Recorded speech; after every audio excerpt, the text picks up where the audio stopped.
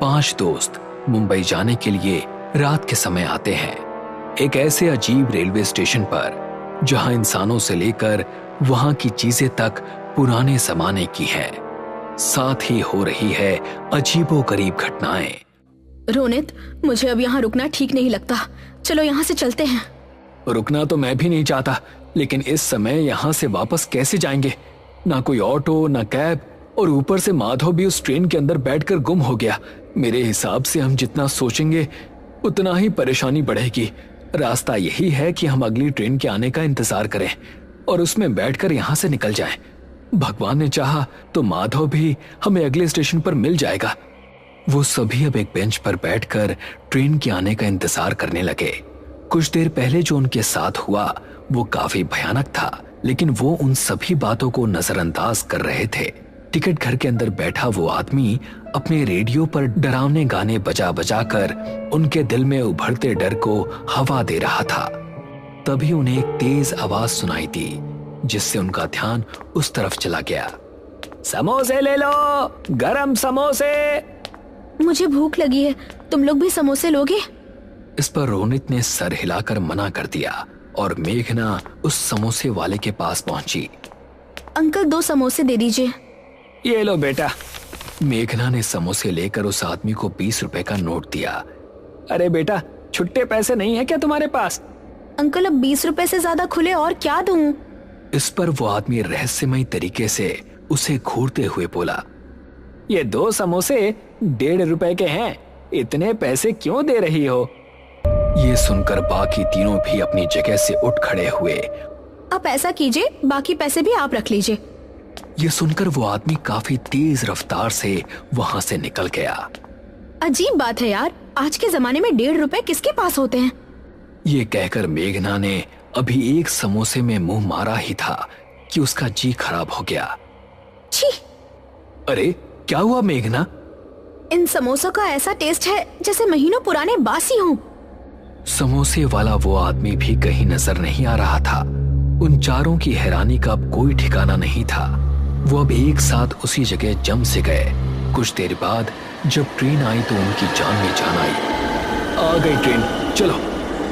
Train में चढ़ते ही उन्होंने देखा कि ट्रेन के दूसरे दरवाजे पर एक लड़की जमीन पर बैठी अपना मुंह घुटनों में छिपाए रो रही है। ये कौन है और ऐसे क्यों रो रही है? विनीत उसकी तरफ बढ़ने ही वाला था कि रोनित ने उसे रोक दिया। यहाँ सब कुछ काफी अजीब है, हमें इससे कोई बात नहीं करनी चाहिए। चलो सब अंदर चलकर बैठ जाते हैं। वो चारों कुछ कदम आगे चलकर एक कोच में जाकर बैठ गए, लेकिन विनीत को उससे मिलने की बेचैनी सता रही थी। मैं जरा टॉयलेट होकर आता हूँ। ये कहकर वो अपनी जगह से उठा और उस लड़की के पास पहुंच गया। कौन है आप?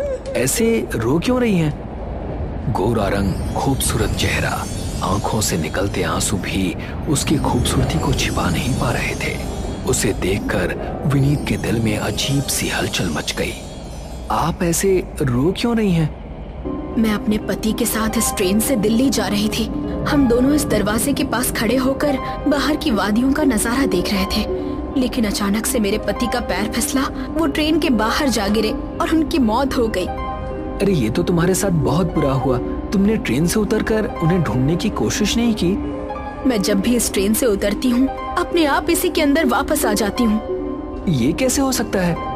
ऐसा कहकर उस लड़की ने चलती ट्रेन के बाहर कदम रख दिया। नहीं! विनीत एक पल को सन्न सा रह गया। अपनी आंखों के सामने किसी को मरते हुए देखना उसके लिए बहुत बड़ी बात थी। तभी अचानक पीछे से उसके कंधे पर किसी ने हाथ रखा। उसने पलट कर देखा तो उसकी हैरानी दोगुनी हो गई। वही लड़की सही सलामत उसके सामने खड़ी थी। तुम बच कैसे गई? यही तो मेरी समझ नहीं आता। हर बार ऐसे ही कूदकर इस ट्रेन से उतरती हूँ, लेकिन फिर इसी तरह वापस आ जाती हूँ।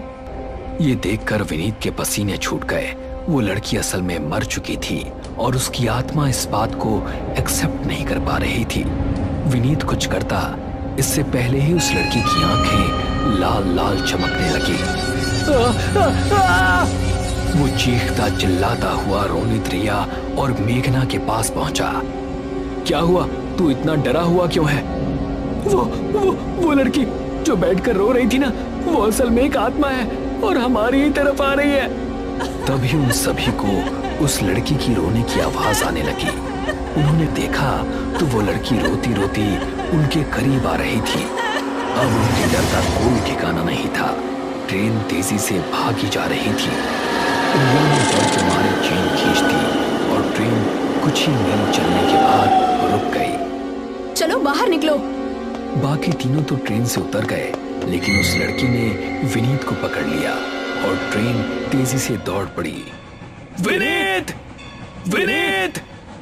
वो तीनों काफी देर तक ट्रेन के पीछे भागे, लेकिन ट्रेन को पकड़ना नामुमकिन था। तभी अचानक से ट्रेन के अंदर से कोई चीज उनके पैरों में आ गिरी। ये क्या है? उन्होंने एक साथ नीचे देखा तो ये विनीत का कटा हुआ सर था। ये देखकर रिया और रोनित इतना डर गए कि मानो काटो तो खून नहीं। ये सब क्या हो रहा है हमारे साथ? कुछ समझ नहीं आ रहा है। तभी रोनित ने इधर उधर देखा तो उसे एक बात बहुत अजीब लगी। वो लोग एक स्टेशन पर आ चुके थे। हम लोग ये कौन से स्टेशन पर आ गए? यहाँ भी सब कुछ सुनसान है। ये तो वही स्टेशन लगता है जहाँ से हमने ट्रेन पकड़ी थी। नहीं, ऐसा नहीं हो सकता। वो तीनों हैरानी से आसपास की चीजों को देखने लगे। फिर रोनित बोला, चलो टिकट वाले से पूछते हैं। वो तीनों जब टिकट घर पहुंचे तो उन्हें एक और झटका लगा। ये वही आदमी था जिससे उन्होंने टिकट लिया था। इसका मतलब वो घूमकर उसी स्टेशन पर आ चुके थे।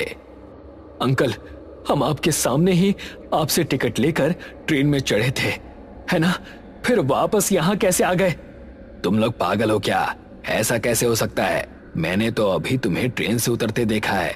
भला तुमने मुझसे कब टिकट ली? ये सुनकर उन तीनों का सर चकराने लगा। क्या कोई मुझे बताएगा यहाँ क्या चल रहा है? हम कब इस मुसीबत से निकलेंगे? आखिर कब? रोनित भी अंदर से बहुत डर चुका था, लेकिन दो लड़कियों के साथ अकेला लड़का, यही सोचकर उसने अपनी हिम्मत को तोड़ देना ठीक नहीं समझा। देखो, अब हम सिर्फ यहाँ रुककर सुबह होने का इंतजार कर सकते हैं। कोई भी ट्रेन आए हमें उसमें नहीं चढ़ना है। मुझे लगता है कि सुबह होने पर वो खत्म हो जाएगा, फिर हम यहाँ से निकल जाएंगे। उसकी बात मानकर वो तीनों एक बेंच पर बैठकर सुबह होने का इंतजार करने लगे। तभी ट्रेन की तेज आवाज आई, लेकिन इस बार उन लोगों ने ट्रेन में चढ़ने की हिम्मत नहीं की। तभी अचानक से तेज आवाज में चिल्लाता हुआ कोई ना गिरा। उन्होंने देखा तो वो कोई और नहीं बल्कि माधव ही था। उसकी गर्दन पर कट लगा हुआ था और वो मर चुका था। माधव! ये देखकर तीनों के ही आंसू निकल गए। वो टिकट बेचने वाला अभी भी अपनी ही जगह पर आराम से बैठा हुआ था। इस बार वो तीनों दुखी मन से उसके पास पहुंचे। आपके इस स्टेशन पर आखिर चल क्या रहा है? हमारे दो दोस्त यहाँ आती जाती ट्रेनों में फंसकर मर चुके हैं और आप ये सब अपनी आंखों से देखते हुए भी रिएक्ट ही नहीं कर रहे, जैसे कि कुछ हुआ ही ना हो। किसी को हमारी मदद के लिए बुलाते क्यों नहीं? तुम लोग पागल हो क्या? तुम ये कैसे कह सकते हो कि सब कुछ देखने के बाद भी मैं कुछ नहीं कर रहा? क्यों, आपको दिखाई नहीं देता क्या? ये सुनकर उस आदमी ने अपनी आंखों से चश्मा हटाया और उसे देखकर तीनों का दिल दहल उठा। उसकी आंखों की जगह पर सिर्फ काले गड्ढे नजर आ रहे थे। ये देखकर अब उन तीनों को उस स्टेशन पर 1 मिनट काटने में भी अपनी जान का खतरा लगने लगा। वो तीनों भागे और ऐसे भागे कि उन्होंने पीछे मुड़कर नहीं देखा। हम वहीं जाकर रुकेंगे जहां उस ऑटो वाले ने हमें उतारा था। उससे पहले कोई नहीं रुकेगा। वो तीनों पीछे की तरफ उसी दिशा में भाग रहे थे। काफी देर तक भागने के बाद वो स्टेशन की पहुंच से दूर आ गए। अब वो चौराहा आने वाला है जहां उस कैब ड्राइवर ने हमें उतारा था। वो तीनों अपने दिल में खौफ लिए भागते रहे। काफी देर बाद भी उन्हें खुद के सामने वही स्टेशन नजर आया तो उनके कदम रुक गए। ये तो हम फिर उसी स्टेशन पर आ गए जहां से भागने की शुरुआत की थी। तुम लोग पागल हो क्या? तुम तो पहली बार यहाँ आए हो ना? जब उस आदमी की आवाज सुनकर उन्होंने फिर से भागना शुरू किया और इस बार भी पूरी जान लगा देने के बाद भी फिर से उसी स्टेशन पर पहुंच गए।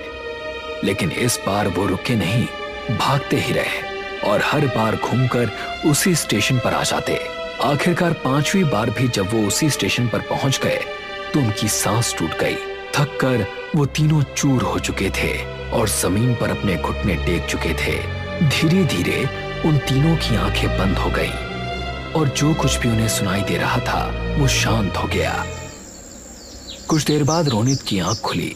उसने देखा कि अब उजाला हो चुका था और वो तीनों उसी चौराहे पर थे जहां उस कैब वाले ने उन्हें उतारा था। रिया, मेघना, उठो। वो दोनों भी उसकी आवाज सुनकर खड़ी हो गईं। तीनों आंख में आंसू लिए वहां से वापस अपने घर की ओर निकल गए।